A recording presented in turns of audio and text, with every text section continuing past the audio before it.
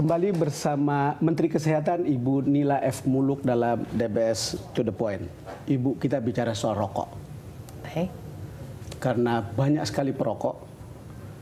Dan ada seorang menteri, Ibu Susi, juga perokok. Ibu kasih komen tentang itu.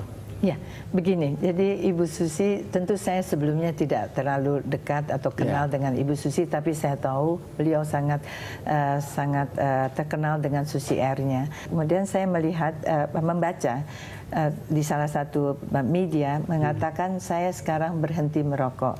Setelah itu saya langsung mengirim surat. Jadi Ibu membaca, lalu saya membaca dulu, kemudian saya membuat surat kepada Ibu Susi. Saya mengapresiasi beliau dengan mengatakan bahwa Ibu Susi, saya berterima kasih Ibu sudah berhenti merokok. Ada 3 poin. 1, untuk demi kesehatan Ibu sendiri.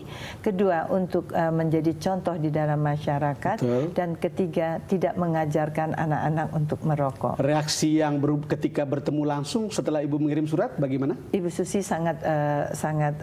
juga bukan berterima kasih, artinya responnya baik dan dia menerima dan dia mengatakan saya sudah berhenti merokok tapi tentu bertahap. Saya bisa Kenapa saya tanyakan ini, Bu? Sebetulnya sederhana. Ya. Karena human sample itu lebih penting ketika seorang tokoh berhenti merokok. Dan persoalan rokok kita sampai pada persoalan politik di tingkat yang paling tinggi, itu menjadi penting untuk kita karena banyak sekali orang yang menderita sakit dan bahkan para perokok orang-orang yang menderita di sekitarnya itu menderita karena ini.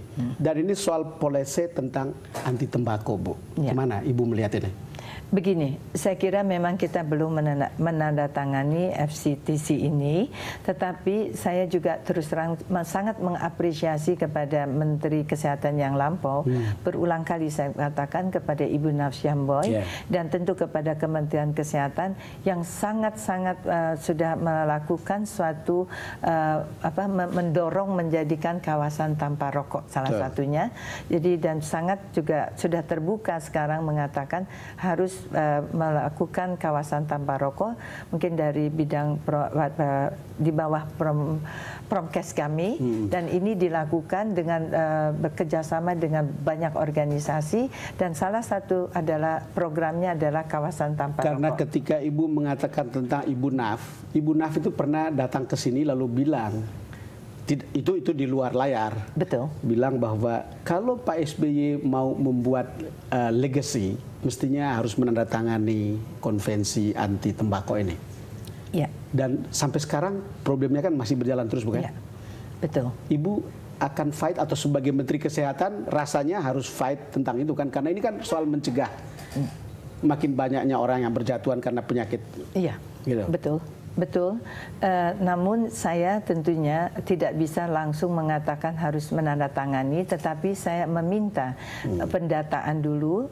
Jadi saya akan didukung oleh data yang terjadi, yang ada, dan tentu dengan data yang nanti dianalisa oleh tentunya oleh yang ahlinya, dan ini akan tentu kami bawakan kembali kepada Presiden. Dan tentu kita akan menjelaskan juga bukan hanya secara subjektif, tetapi kita harus bicara secara objektif dalam hal ini. Benarkah ada latar belakang politik di balik sulitnya ratifikasi seperti ini? Karena dulu katanya juga ada pasal yang berubah di DPR tentang anti tembakau ini. Kalau saya berpendapat ya ini adalah bisnis. Karena bisnis ini kalau dimulai dengan anak-anak tadi itu yang saya katakan, anak-anak itu akan edik sampai tua.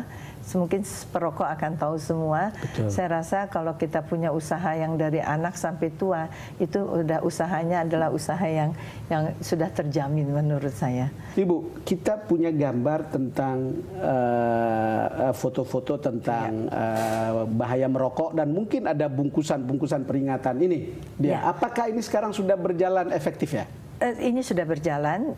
Kemarin saya mendapat email dari salah satu yang memang penggiat anti rokok. Ya, beliau akan berbicara kebetulan di suatu pertemuan di Australia dan saya diberikan gambar paper yang dia akan bawa adalah mengenai gambar-gambar di bungkus rokok ini. Ya. Kembali ke tadi ini soal bungkus rokok. Lalu kemudian ada tadi Ibu bilang kita akan bertumpu pada salah satunya adalah kawasan bebas rokok. Ya. Di mana itu akan timbul kesadaran di kelompok masyarakat untuk membuat kawasan bebas rokok seluas mungkin. Ya. Begitu Ibu. Betul. Kalau itu, ini kan di DKI juga pernah diperintahkan begitu, tapi tidak jalan. Saya rasa harusnya jalan, karena kalau ini kita mencoba menyadarkan, betul, yang berjalan mungkin baru di kantor-kantor pemerintah. Betul. Tapi saya rasa nanti kita akan dorong juga tentunya di kantor-kantor swasta. Jadi mereka yang masih mau merokok boleh, tetapi tidak di dalam ruangan. Ada satu yang saya agak sedikit, ya tentu saya tersenyum melihatnya, pada waktu saya transit di Biak.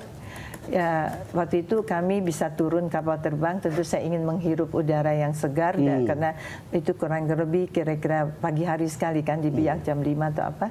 Kemudian kami masuk ke ruangan dan saya melihat ada ruang merokok, tapi harus bayar Rp75.000. Rp75.000. Ya. Ibu Nila, terima kasih sudah datang ke DBS To The Point. Terima kasih. Terima kasih Pak. Pemirsa, demikian perbincangan kami dengan Menteri Kesehatan Ibu Nila F. Muluk.